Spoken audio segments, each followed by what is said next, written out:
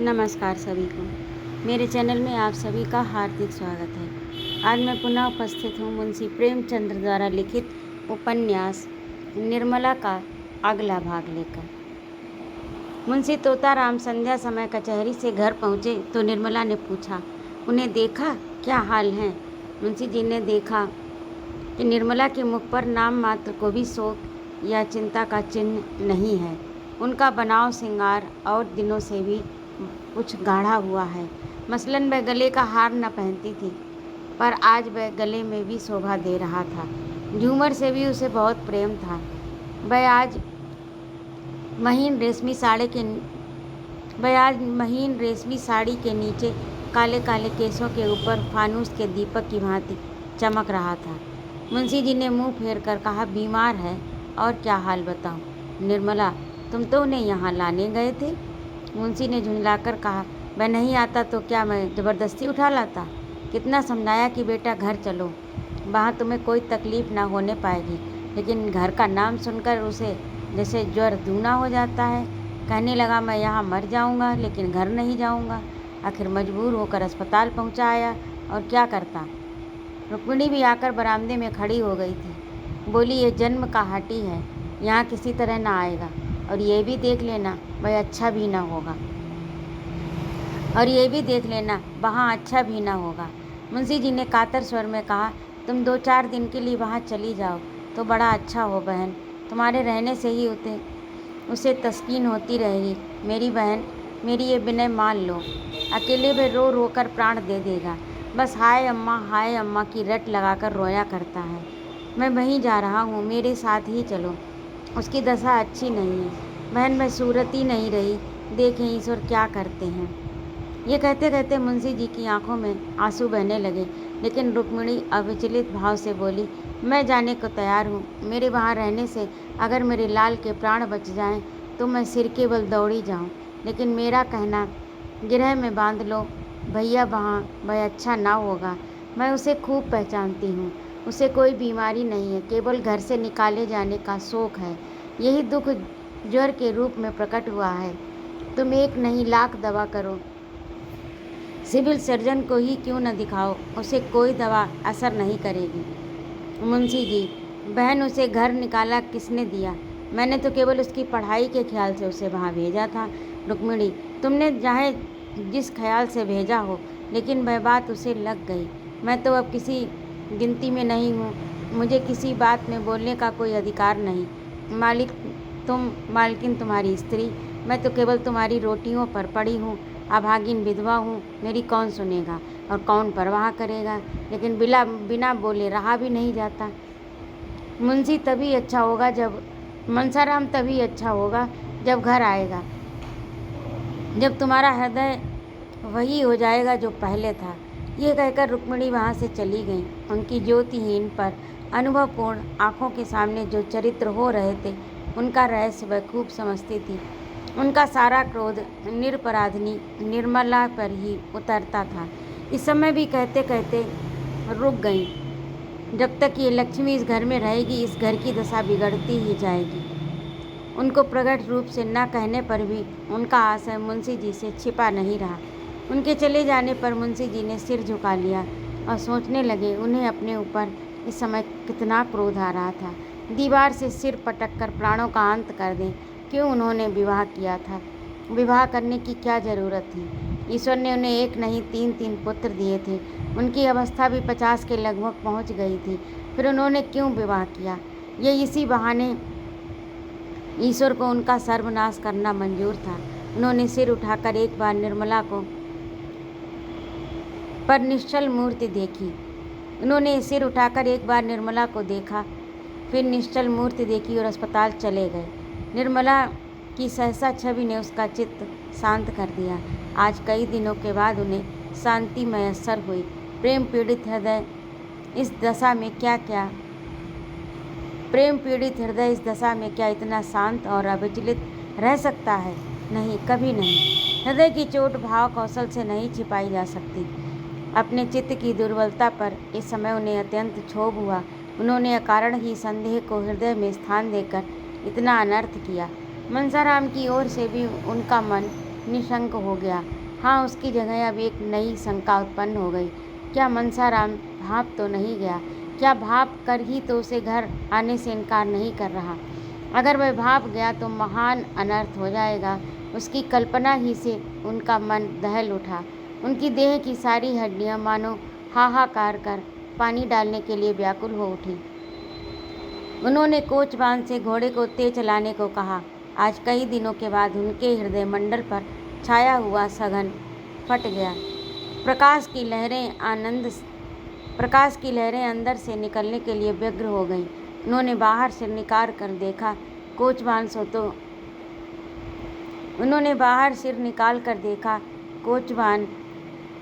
से तो नहीं रहा है। घोड़े की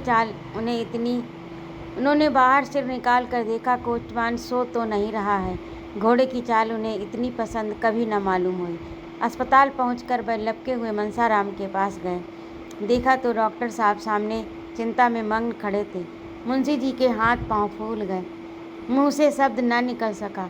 भरभराई हुई आवाज़ में बड़ी मुश्किल से बोले, क्या हाल है डॉक्टर साहब? ये कहते कहते वे रो पड़े और जब डॉक्टर साहब को उनके प्रश्न का उत्तर देने में एक क्षण का विलम्ब हुआ तो उनके प्राण कंठ में समा गए। उन्होंने पलंग पर बैठकर अचेत बालक को गोद में उठा लिया। बालक की भांति सिसक सिसक कर रोने लगी। मनसाराम की देह तवे की तरह जल रही थी। मनसाराम ने एक बार आंखें खोली। आह कितनी भयंकर और उसके साथ ही कितनी दृष्टि थी।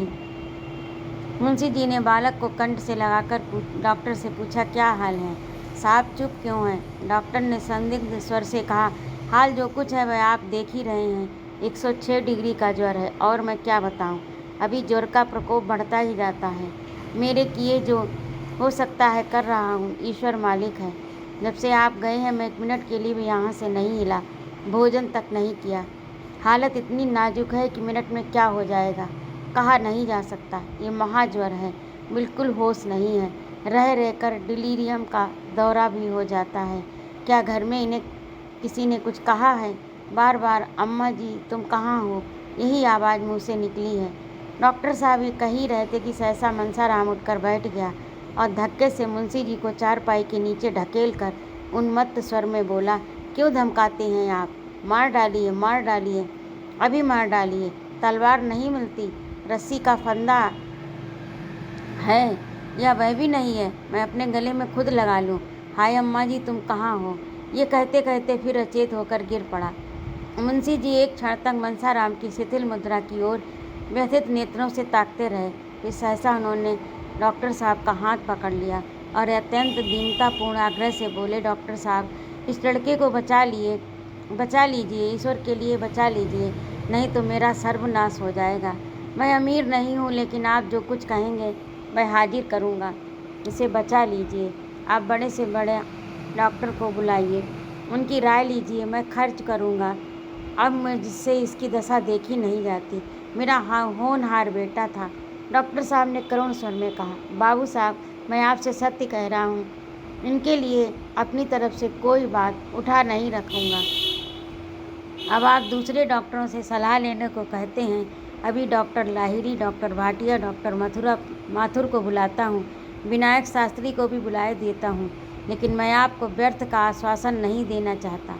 हालत नाजुक है। मुंशी जी ने रोते हुए कहा, नहीं डॉक्टर साहब ये शब्द मुँह से ना निकालिए। हाल इसके दुश्मनों की नाजुक हो, ईश्वर मुझ पर इतना कोप न करेंगे। आप कलकत्ता और बम्बई के डॉक्टरों को तार दीजिए, मैं ज़िंदगी भर आपकी गुलामी करूँगा। यही मेरे कुल का दीपक है, यही मेरे जीवन का आधार है।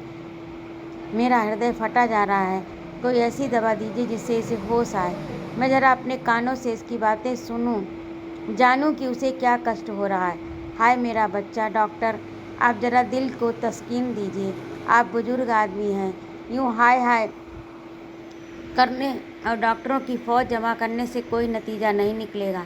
शांत होकर बैठिए, मैं शहर के लोगों को बुला रहा हूँ, देखिए क्या कहते हैं। आप तो खुद ही बदहवास हुए जाते हैं। मुंशी जी, अच्छा डॉक्टर साहब अब ना बोलूँगा, जबान तक ना खोलूँगा, आप चाहें जो करें। बच्चा अब आपके हाथ में है, आप ही उसकी रक्षा कर सकते हैं। मैं इतना ही चाहता हूँ जरा इसे होश आ जाए, मुझे पहचान ले, मेरी बात समझने लगे। ये कोई ऐसी संजीवनी बूटी नहीं है जिसमें 2-4 बातें कर लेता। यहाँ क्या कोई ऐसी संजीवनी बूटी नहीं है मैं इससे 2-4 बातें कर लेता। ये कहते कहते मुंशी जी आवेश में आकर मनसाराम से बोले, बेटा जरा आंखें खोलो, कैसा जी है?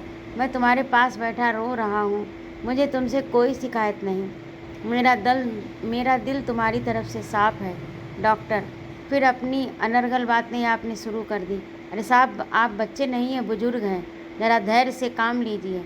मुंशी जी, अच्छा डॉक्टर साहब, अब न बोलूँगा, खता हुई, आप जो चाहें कीजिए, मैंने सब कुछ आप पर छोड़ दिया। कोई ऐसा उपाय नहीं जिससे मैं इसे इतना समझा सकूं कि मेरा दिल साफ है। आप ही कह दीजिए डॉक्टर साहब, कह दीजिए, तुम्हारा अभागा पिता बैठा रो रहा है, उसका दिल तुम्हारी तरफ से बिल्कुल साफ है, उसे कोई भ्रम नहीं हुआ। अब जो भ्रम था वह दूर हो गया, बस इतना ही कर दीजिए, मैं और कुछ नहीं चाहता। मैं चुपचाप बैठा हूँ, जबान नहीं खोलता, लेकिन आप इतना ज़रूर कह दीजिए डॉक्टर। ईश्वर के लिए बाबू साहब ज़रा सब्र कीजिए, वरना मुझे मजबूरन आपसे कहना पड़ेगा कि घर जाइए। मैं ज़रा दफ्तर में डॉक्टरों को खत लिख रहा हूँ, आप चुपचाप बैठे रहिए। निर्दयी डॉक्टर, जवान बेटे की दशा देखकर कौन पिता है जो धैर्य से काम लेगा। मुंशी जी बहुत गंभीर स्वभाव के मनुष्य थे, यह भी जानते थे कि इस वक्त हाय हाय मचाने से कोई नतीजा नहीं, लेकिन फिर भी इस समय शांत बैठना उनके लिए असंभव था।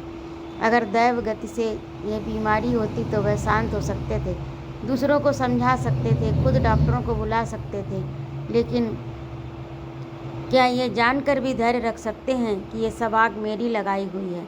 कोई पिता इतना वज्र हृदय हो सकता है? उसका रोम रोम इस समय उन्हें धिक्कार रहा था। उन्होंने सोचा, मुझे ये दुर्भावना उत्पन्न ही क्यों हुई? मैंने क्या बिना किसी प्रत्यक्ष प्रमाण के ऐसी भीषण कल्पना कर डाली? अच्छा मुझे उस दशा में क्या करना चाहिए था? जो कुछ उन्होंने किया उसके सिवा वह और क्या करते, इसका ये निश्चय न कर सके। वास्तव में विवाह के बंधन में पड़ना ही अपने पैरों में कुल्हाड़ी मारना था, यही सारे उपद्रव की जड़ है। मगर मैंने ये कोई अनोखी बात नहीं कि सभी स्त्री पुरुष का विवाह होता है, उनका जीवन आनंद से कटता है, आनंद से कटे इसीलिए तो हम विवाह करते हैं। मोहल्ले में सैकड़ों आदमियों ने दूसरी, तीसरी, चौथी, यहाँ तक 7वीं शादियाँ की, मुझसे भी कहीं अधिक अवस्था में। वह जब तक जिए आराम से जिए, यह भी नहीं हुआ कि कब सभी स्त्री से पहले मर गए हों। दुहाज तिहाज होने पर भी कितने ही रणुए हो गए। अगर मेरी दशा सबकी होती तो विवाह का नाम कौन लेता? मेरे पिताजी ने 55वें वर्ष में ब्याह किया। मेरे जन्म के समय उनकी अवस्था 60 से कम न थी। इतनी बात जरूर है कि तब और अब में कुछ अंतर हो गया। पहले स्त्रियां पढ़ी लिखी न होती थी, पति चाहे कैसा ही हो उसे पूज्य समझती थी। ये बात पुरुष सब कुछ देखकर भी बेहाई से काम लेता था। अब बस यही बात है, जब युवक वृद्धा के साथ प्रसन्न नहीं रह सकता तो युवती क्यों वृद्ध के साथ प्रसन्न रहने लगी। लेकिन मैं तो कुछ ऐसा बुढ़ा न था, मुझे देखकर कोई 40 से अधिक नहीं बता सकता। कुछ भी हो, जवानी ढल जाने पर जवान औरत से विवाह करके कुछ न कुछ बेहयाई जरूर करनी पड़ती है, इसमें संदेह नहीं। स्त्री स्वभाव से लज्जाशील होती है, उल्टाओं की बात तो दूसरी है, पर साधारणतः स्त्री पुरुष से कहीं ज़्यादा संयमशील होती है। जोड़ का पति पाकर वह चाहे पर पुरुष से हंसी दिल लगी कर ले, पर उसका मन शुद्ध रहता है। बेजोड़ विवाह हो जाने से वह चाहे किसी की ओर आंख उठाकर ना देखे, पर उसका चित्त दुखी रहता है। ये पक्की दीवार है, उसमें असर नहीं होता। ये कच्ची दीवार है और उसी वक्त तक खड़ी रहती है जब तक इस पर सबरी न चलाई जाए। इन्हीं विचारों में पड़े मुंशी जी को एक झपकी आ गई। मन के भावों में तत्काल स्वप्न का रूप धारण कर लिया। क्या देखते हैं, उनकी पहली स्त्री मनसाराम के सामने खड़ी कह रही है, स्वामी तुमने ये क्या किया? जिस बालक को मैंने अपना रक्त पिला पिला कर पाला, उसको तुमने इतनी निर्दयता से मार डाला। ऐसे आदर्श चरित्र बालक पर तुमने इतना घोर कलंक लगा दिया। अब बैठे क्या बिसूरते हो? तुमने उसे हाथ धो लिया। मैं तुम्हारे निर्दयी हाथों से छीन कर उसे अपने साथ ले जाती हूँ। तुम तो इतने शक्की भी न थे, क्या विवाह करते ही शक को भी गले बांध लाए। इस कोमल हृदय पर इतना कठोर आघात, इतना भीषण कलंक, इतना बड़ा अपमान सहकर जीने वाला कोई बेहया होगा। मेरा बेटा नहीं सह सकता। ये कहते कहते उस बालक को गोद में उठा लिया और चली गई। मुंशी जी ने रोते हुए उसकी गोद से मनसाराम को छीनने के लिए हाथ बढ़ाया तो आंखें खुल गईं और डॉक्टर लाहिरी, डॉक्टर भाटिया आदि आधे दर्जन डॉक्टर उनके सामने खड़े दिखाई दिए। 3 दिन गुजर गए थे और मुंशी जी घर न आए। रुक्मिणी दोनों वक्त अस्पताल जाती, मनसाराम को देख आती, दोनों लड़के भी जाते, पर निर्मला कैसे जाती। उनके पैरों में तो बेड़ियाँ पड़ी हुई थीं। वह मनसाराम की बीमारी का हाल चाल जानने के लिए व्यग्र रहती थी। यदि रुक्मिणी से कुछ पूछती तो ताने मिलते, लड़कों से पूछती तो बेसिर पैर की बातें करते। एक बार खुद जाकर देखने के लिए उसका चित्त व्याकुल हो रहा था। उसे ये भय होता था कि संदेह ने कहीं मुंशी जी के पुत्र प्रेम को शिथिल न कर दिया हो, कहीं उनकी कृपणता ही तो मनसाराम के अच्छे होने में बाधक ना हो रही हो। डॉक्टर किसी के सगे नहीं होते, उन्हें तो अपने पैसों से काम है। मुर्दा दोजग में जाए या बहिश्त में, उसके मन में प्रबल इच्छा होती है कि जाकर अस्पताल के डॉक्टरों से 1000 की थैली देकर उन्हें कहे, इन्हें बचा लीजिए, ये थैली आपकी भेंट है। पर उसके पास न तो इतने रुपए हैं न साहस। अब भी यदि वहाँ पहुँच सकती तो मनसाराम अच्छा हो जाता। उसकी जैसी सेवा होनी चाहिए वैसी नहीं हो रही। नहीं तो क्या 3 दिन तक ज्वर ही न उतरता। ये दैहिक ज्वर नहीं, ये मानसिक ज्वर है। चित्त के शांत होने से ही इसका प्रकोप उतर सकता है। अगर वह वहाँ रात भर बैठी रह सकती और मुंशी जी जरा भी मन मैला न करते तो कदाचित मनसाराम को विश्वास हो जाता कि पिताजी का दिल साफ है, फिर ये अच्छे होने में देर न लगती। लेकिन ऐसा होगा क्या? मुंशी जी वहाँ देखकर प्रसन्नचित्त रह सकेंगे? क्या अब भी उनका दिल साफ नहीं हुआ? यहाँ से जाते समय तो ऐसा ज्ञात हुआ कि वह अपने प्रमाद पर पछता रहे हैं। ऐसा तो न होगा कि उसके वहाँ जाते ही मुंशी जी का संदेह फिर भड़क उठे और वह बेटे की जान लेकर ही छोड़े। इस दुविधा में पड़े पड़े 3 दिन गुजर गए। न घर में चूल्हा जला, न किसी ने कुछ खाया। लड़कों के लिए बाजार से पूरियाँ लाई जाती। रुक्मिणी निर्मला भूखी सो जाती, उन्हें भोजन की इच्छा ना होती। चौथे दिन जियाराम स्कूल से लौटा तो अस्पताल होता हुआ घर आया। निर्मला ने पूछा, क्यों भैया अस्पताल भी गए थे? क्या हाल है तुम्हारे, भैया उठे या नहीं? जियाराम रुआंसा होकर बोला, अम्मा जी आज तो वह कुछ बोलते चालते ही न थे, चुपचाप चारपाई पर पड़े जोर जोर से हाथ पांव पटक रहे थे। निर्मला के चेहरे का रंग उड़ गया। घबराकर पूछा, तुम्हारे बाबूजी वहाँ थे? जियाराम, थे क्यों नहीं, आज तो वह भी बहुत रोते थे। निर्मला का कलेजा धक धक करने लगा। पूछा, डॉक्टर लोग वहाँ नहीं थे? जियाराम, डॉक्टर भी खड़े थे, आपस में कुछ सलाह कर रहे थे। सबसे बड़ा सिविल सर्जन अंग्रेजी में कह रहा था, मरीज की देह में कुछ ताज़ा खून डालना चाहिए। इस पर बाबूजी ने कहा, मेरी देह से जितना खून चाहे ले लीजिए। सिविल सर्जन ने हंसकर कहा, आपके ब्लड से काम नहीं चलेगा, किसी जवान आदमी का ब्लड चाहिए। आखिर उसने पिचकारी से कोई दवा भैया के बाजू में डाल दी। 4 अंगुल से कम की सुई न रही होगी, पर भैया मिनके तक नहीं। मैंने तो मारे डर के आंखें बंद कर ली। बड़े बड़े महान संकल्प आवेश में ही जन्म लेते हैं। कहाँ तो निर्मला भय से सूखी जाती थी, कहाँ उसके मुंह पर दृढ़ संकल्प की आभा छलक उठी। उसने अपनी देह का ताज़ा खून देने का निश्चय किया। अगर उसके रक्त से मनसाराम के प्राण बच जाएं, अगर उसके रक्त से मनसाराम के प्राण बच जाएं, तो वह बड़ी खुशी से अंतिम बूंद तक दे डालेगी। अब जिसका जो चीज़ चाहे कहे, मुझे कोई परवाह नहीं। उसने जियाराम से कहा, तुम लपक कर एक इक्का बुला लो, मैं अस्पताल जाऊंगी। जियाराम, वहाँ तो इस वक्त बहुत से आदमी होंगे, जरा रात हो जाने दीजिए। निर्मला, नहीं, तुम अभी इक्का बुलाओ। जियाराम, कहीं बाबूजी बिगड़े ना। निर्मला, बिगड़ने दो, तुम्हें अभी जाकर सवारी ले आओ, तुम अभी जाकर सवारी ले आओ। जियाराम, मैं कह दूंगा, अम्मा जी ने मुझे सवारी मंगाने के लिए भेजा। निर्मला, कह देना। जियाराम तो उधर तांगा लेने गया। इतनी देर में निर्मला ने सिर से कंघी की जूड़ा बांधा, कपड़े बदले, आभूषण पहने, पान खाया, द्वार पर तांगे की राह देखने लगी। रुक्मिणी अपने कमरे में बैठी हुई थी। उसे इस तैयारी से आते देखकर बोली, कहाँ जाती हो बहू? निर्मला, जरा अस्पताल तक जाती हूँ। रुक्मिणी, वहाँ जाकर क्या करोगी? निर्मला, कुछ नहीं करूँगी क्या? कुछ नहीं करूँगी क्या? करने को तो भगवान है, वही करेगा जो कुछ होगा। देखने को जी चाहता है। रुक्मिणी, मैं कहती हूँ मत जाओ। निर्मला ने विनीत भाव से कहा, अभी नहीं जाऊँगी दीदी। जियाराम कह रहे हैं कि इस वक्त उनकी हालत अच्छी नहीं है। जी नहीं मानता, आप भी चलिए ना। रुक्मिणी, मैं देख आई हूँ। इतना ही समझ लो कि अब बाहरी खून पहुँचाने पर ही जीवन की आशा है।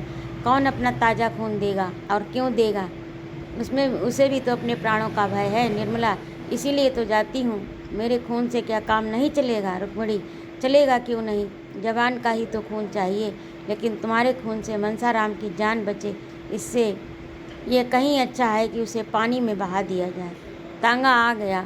निर्मला और जियाराम दोनों जा बैठे। तांगा चला। रुक्मिणी द्वार पर खड़ी देर तक रोती रही। आज पहली बार उसे निर्मला पर दया आई। उसका बस होता तो निर्मला को बांध रखती। करुणा और सहानुभूति का आवेश उसे कहाँ लिए जाता है, वह अप्रकट रूप से देख रही थी।